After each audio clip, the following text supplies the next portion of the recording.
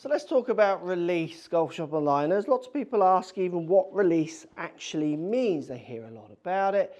Release is basically how you get the club to come from this side of you down into impact and out this side of you. How do you do it? What's making it get from there to there? What twists and turns are you putting in? And also, does the club at some point, if you imagine the club face on the downswing is pointing over at the camera here, on the way through the club face is pointing at the wall back here, somewhere in between that you need to hit this ball with a club face pointing somewhere where you want the ball to go, so kind of in the direction of where you want it to start.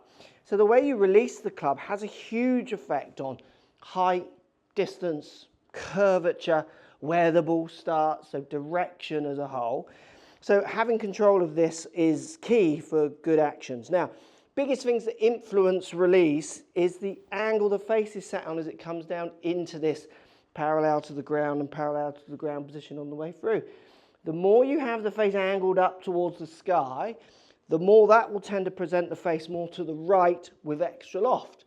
So what we see from people who do this, they tend to try and get their body forward to take loft off, push their hands back to straighten the face. And you get these kind of crumbled impacts that you see time and time again. People who maybe get the club down to last parallel here and the face is pointing too much towards the ground, that will tend to make the ball go left and it takes the loft off, so it makes it go low. What they might do is they might start angling this way to try and put some loft on and then in turn get the face pointing somewhere towards target.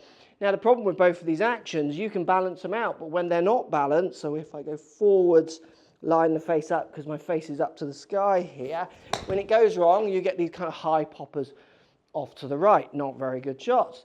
Then in turn, if you're going to last parallel here, club way down at the ground trying to tilt back to straighten up, when you don't do it well enough you get these kind of low hooks off to the left.